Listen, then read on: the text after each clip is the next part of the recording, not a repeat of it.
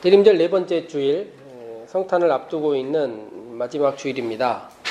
성탄이라 하면 우리의 기독교 신앙의 시작과도 같은 지점이라 말할 수 있고, 이 성탄을 찾아가는 과정은 어찌 보면 우리의 신앙의 근원을 찾아가는 과정과 같습니다. 우리는 우리가 믿고 더 나아지는 존재가 돼야 한다 이렇게 생각하면서, 그렇다면 우리의 존재, 우리의 신앙의 근원이 무엇인지에 대해서 늘 고민하고 있습니다. 그렇게 생각하면 성경의 시작, 창세기가 시작이지만 구약 성경을 엄밀히 생각해보는 많은 사람들은 고통받았던 사람들이 시작이라고 얘기를 합니다. 출애굽기에 나와 있었던 고통받는 사람들이 하나님을 찾았고, 그들이 하나님을 생각했고, 하나님께서 그들을 생각하고 기억해 주신 이야기, 거기가 오히려 지점으로 치자면, 의미로 따지자면 시작이라 말할 수 있는 것입니다.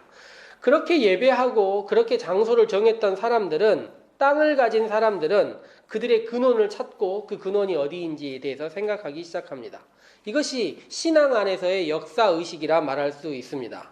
그들이 찾은 것이 무엇이었습니까? 하나님께서 세상을 만드신 것이었고, 하나님께서 거룩하게 그들을 만드셨고, 그들을 사랑으로 인도하셨음을 기억을 했습니다. 그러니 우리의 신앙의 이야기들은 엄밀히 보면 의미의 흐름에 따라서 진행이 되었는데, 그 의미의 흐름에 따라서 진행돼서 나의 신앙을 돌아보는 사람들은 시간의 흐름에 따라서 한 번 더 정리해보곤 했던 것입니다. 그리고 우리도 가지고 있는 자료들이나 많은 이야기들이 시간의 흐름에 따라서 해석되어 있기 때문에 시간의 흐름과 의미의 흐름을 잘 이해를 해야 되는 것이고요.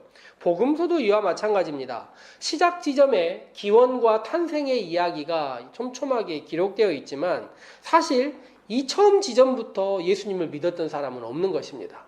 거기서부터 이해하고 있었던 사람들이 없었는데, 그 지점부터 살펴본 사람들은 없었습니다. 누가복음 2장, 오늘 우리가 읽은 본문을 앞에서부터 읽다 보면 예수님의 어머니 마리아가 예수님에 대한 이야기를 어릴 적부터 주의 깊게 새겨들었다, 마음에 담아두었다, 이런 이야기들이 있습니다. 탄생했을 때의 이야기도 그렇고 12살 되었을 때의 이야기도 그런데, 그렇게 기록하고 의미를 부여하는 사람들이 있지 않았다면 정말 상상의 영역으로 얼마나 진전해야 될지 알 수 없는 것입니다. 그렇지만 부활을 경험한 사람들, 성찬을 경험한 사람들은, 자신의 존재를 누군가에게 믿음을 전하려는 사람들은 신앙의 근원을 살피기 시작했고, 그 살피는 과정 가운데 항상 맨 먼저 찾아지는 것이 예수님의 가족들이 있었다는 것입니다. 그래서 복음서는 시작도 예수님의 가족과 함께, 끝날 때도 예수님의 가족이 있고, 사도행전을 가봐도 예수님의 가족이 언저리에 있는 것을 알 수 있습니다. 왜냐하면 근원을 따질 때 가족같이, 가족만큼이나 잘 설명해 줄 수 있는 사람들이 없기 때문에 언제나 근원을 따지는 문제와 가족의 이야기가 함께 있었던 것입니다. 가족에서 시작하여 제자들로 전해지고, 제자들에서 시작하여 예수님을 믿는 공동체로 진행된 이야기, 그것이 복음서에 있다 말할 수 있습니다. 사실 오늘 우리가 읽은 누가복음의 성경은 시작하면서 역사적인 사실 몇 가지를 이야기를 하고 있습니다. 이 가족과 제자와 공동체를 가지고 설명했던 사람들이 역사적 사실들을 설명할 때는 뭔가 진짜 역사적 사실이라고 알려진 이야기와 간극이 있다는 것을 우리들이 알아야 합니다. 왜냐하면 일반 사람들이 접할 수 있는 역사적 사료라는 것이 되게 한정적이었어요. 그러다 보니 자기들이 알고 있는 것과 공동체와 역사적 사실과의 만남의 이야기는 간극이 있습니다. 그렇지만 복음서에 기록된 이야기들의 의미들은 간극이 없습니다.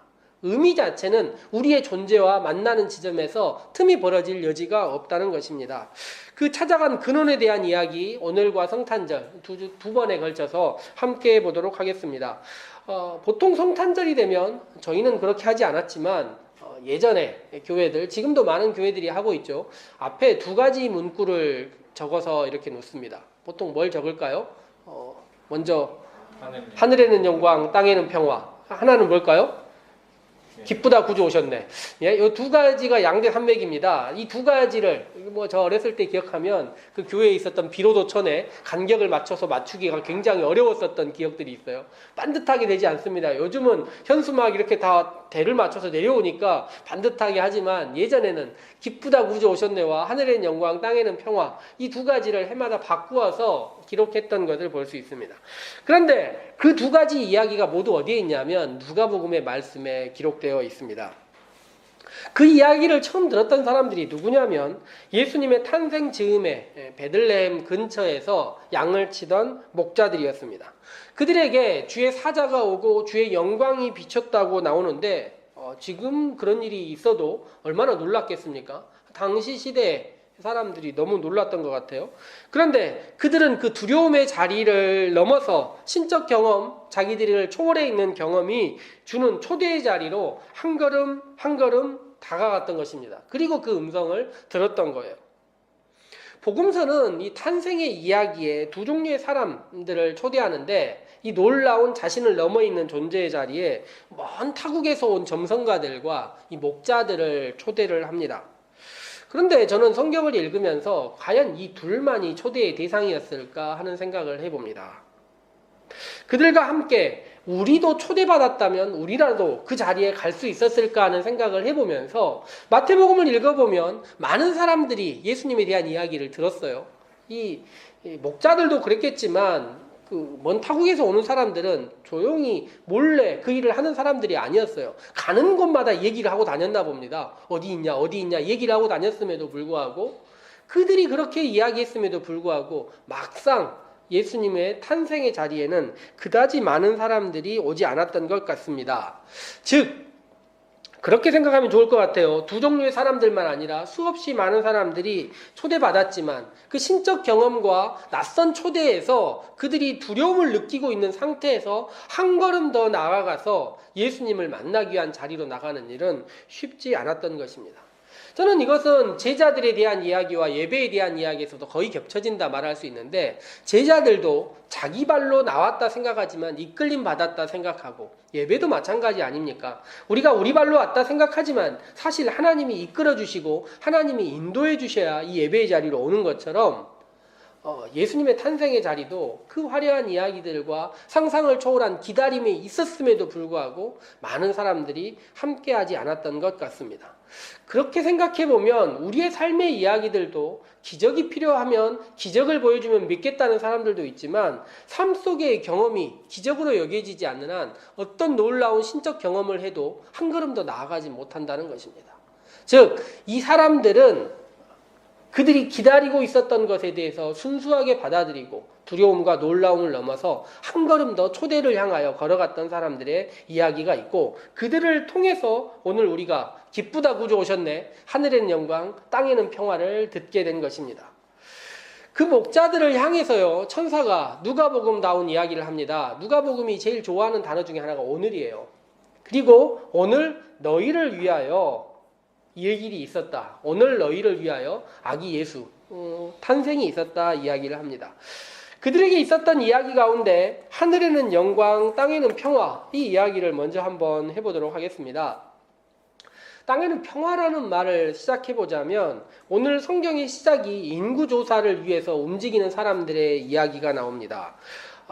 인구조사 때문에 당시에 얼마나 불편했을까 싶은데 몸이 그렇게 불편한 해산이 다가온 여인이 한참을 걸어서 이동을 하고 어쨌든 무엇인가 불편한 과정으로 이동했던 이야기가 있습니다.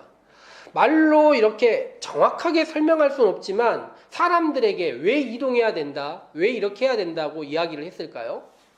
이것이 로마의 평화입니다. 로마에 의한 평화를 위해서는 그렇게 해야 된다고 이야기를 한 거예요. 이게 평화를 위해서는 꼭 가서 인구조사를 하라고 이야기를 하는 것입니다. 이 타키투스라는 역사가가 쓴 게르마니아라는 책이 있는데 그 책에 보면 이런 재밌는 이야기가 있어요. 브리타니아 지방, 지금 영국 지방에 있는 한 족장이 로마인의 평화에 대한 이야기를 했습니다. 로마인은 땅을 황무지로 만들어 놓고 이것을 평화라 부른다. 즉 로마인들이 원하는 평화가 일반적인 사람들의 마음에 있는 평화와 딱 겹쳐지는 평화는 아니라는 것입니다. 사실 일반적인 사람들은 인구조사하러 가기도 싫었고 군대 나가기도 싫었어요. 그러나 로마의 평화를 위하여는 그런 일들을 하나하나 했습니다.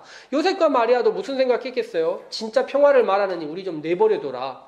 그냥 그렇게 이야기하지 않았겠습니까? 몸이 이런데 평화를 위하여 무슨 먼 길을 가야 하느냐? 당연히 이렇게 얘기할 수밖에 없었겠죠. 우리도 아픔의 시절들을 많이 겪지 않았습니까? 일제강점기를 지나서 한국전쟁이라는 안타까움, 그리고 독재 시절들마다 평화를 위하여 많은 사람들이 동원되었던 기억들이 있습니다. 그 당시에 평화라고 말하면 우리가 흔히 생각하는 피스와는 전혀 다른 의미의 평화들이에요. 강제된 평화입니다. 평화를 위하여 큰 길가에 동원되기도 하고 모임에 끌려가기도 하고 광장에도 나가야 하는 그런 평화를 가지고 평화라고 불렀던 시절들을 우리는 겪었던 것입니다. 그런 시절에 진정한 평화를 이야기하면 사람들이 어떻게 생각할까요? 우리는 지금 평화롭지 않다는 말이냐? 당연히 그렇게 얘기하면서 평화를 말하는데 오히려 문제가 됐다 이야기할 수 있습니다. 평화라는 말이 선동의 말이 될 수 있고 급진적인 말이 될 수 있다는 것입니다. 그런데 그 시절에 천사가 와서 로마에 의한, 무력에 의한, 권력에 의한 평화가 아니라 악의로부터 진정한 평화가 왔다 이야기하고 평화를 위해 오신 분이 구유에 누워 있다 이야기를 했습니다. 누구보다 낮은 자리에서 시작되는 평화, 그들이 상상할 수 있는 최대한 낮은 자리에서 오는 평화를 이야기를 했습니다. 그렇다면 하늘의 영광은 무엇일까요? 기독교의 많은 신앙을 가지고 있는 신조들이 있습니다. 우리가 이렇게 믿습니다라고 이야기하는 대부분의 신조에서 가장 중요한 것이 인간의 존재는 하나님을 영화롭게 하기 위하여 만들어졌다 이야기를 해요. 다른 말로 하면 하나님께 영광을 돌리기 위한 존재로 우리가 만들어졌다는 것입니다. 그런데 우리의 삶의 형태들을 살펴보면 우리가 하나님께 영광을 돌리고 있을까요? 꼭 그렇지 않은 것처럼 느껴집니다.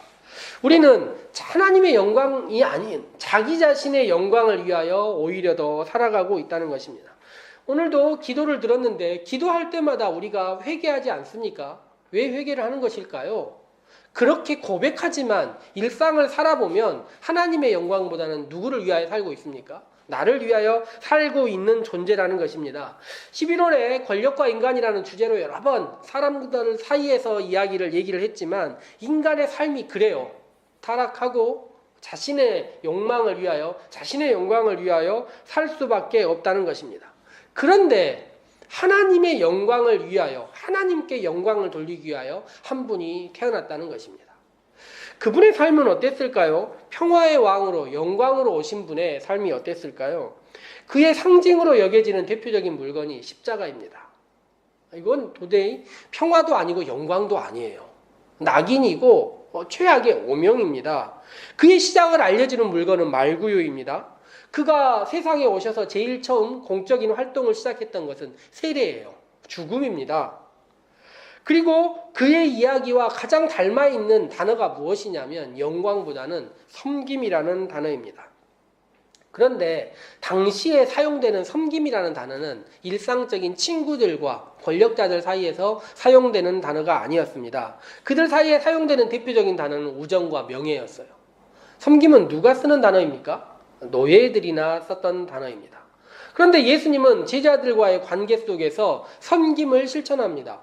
친구도 친구의 발을 절대로 씻어줄 수 없는, 가족 간에도 있을 수 없는 그런 관계에서 선생님이, 랍비가 제자의 발을 씻겨주는 것입니다.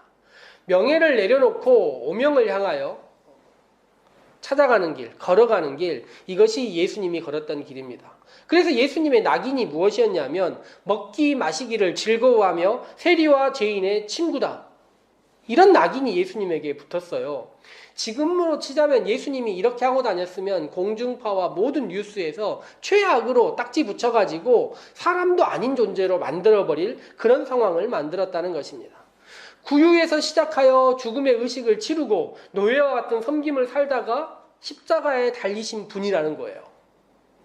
이분이 하나님께는 영광, 사람들, 땅에는 평화라는 존재로 오셨다는 것이죠. 빌립보서 2장은 이 예수님에 대해서 이렇게 얘기하십니다. 그는 근본 하나님의 본체시나 낮아지고 낮아지고 낮아지고 낮아졌다. 오명과 낙인과 비난을 감소하시고 더 낮아질 때까지 낮아졌다는 것입니다. 이사야 52장도 이런 이야기를 해요. 이 상황을 보고 모두 놀랐다는 거예요. 예수님은 지혜롭게 행했다는데 하나님은 높일 때까지 높이고 자기는 낮출 때까지 낮아지는 그 모습, 이것이 예수님이 하셨던 일이고 그것이 예수님이 하셨던 지혜라는 것입니다. 제가 처음에 얘기 드릴 때 하늘엔 영광 땅에는 평화라는 말과 함께 기쁘다 구주 오셨네 이야기를 했어요. 그런데 기쁘다 구주가 오셨는데 이 예수님이 우리에게 오실 때 본인이 어떤 마음을 가지고 오셨느냐? 평화를 위하여는 낮아질 때까지 낮아지신 것입니다. 우리가 어떤 상상을 하든지 그보다 낮아지신 거예요. 하나님을 높이는 일을 위하여는 그 이전에 그 누구도 할 수 없는 것만큼이나 높여버리신 거예요. 그래서 그 사이에 우리가 들어갈 여지를 끝도 없이 넓혀 놓으시고 주님께서 오셨다는 것입니다. 그래서 예수님이 오셨다는 것을 이야기할 때 뭐라고 이야기를 하냐면 기쁘다 구주 오셨는데 우리를 위하여 오셨어요. 당시 시대에 누군가에게 선물이 주어진다, 당시 시대에 기쁨의 소식이 있다, 복음이 있다라는 이야기를 드릴 때는 되게 한정적인 이야기였습니다. 복음이라는 말이 모든 사람을 위한 복음이 없어요. 누군가를 위한 복음입니다. 한 지역을 위한 복음, 한 계급을 위한 복음, 한 사람들을 위한 복음이 전해질 수밖에 없는 시절에 예수님이 오셔서 뭐라고 얘기하냐면 온 백성에게 비칠 큰 기쁨의 소식, 그 주님께서 오셨다는 것입니다. 주님께서 우리에게 오셔서 우리의 앞길을 보여주시고 우리가 걸어갈 길을 만들어 주셨는데 가장 낮은 곳에서 가장 높이 하나님께 영광을 돌리면서 우리를 초대하고 우리를 맞아주셨다는 것입니다. 제가 신앙이란 근원을 찾아가는 이야기, 어찌 보면 과거를 찾아가는 이야기라 말할 수 있습니다. 그런데 예수님께서 하셨던 일들을 바라보고 예수님과 함께 한다면 오늘 우리의 신앙이 무엇인지 오늘 우리는 발견할 수 있습니다.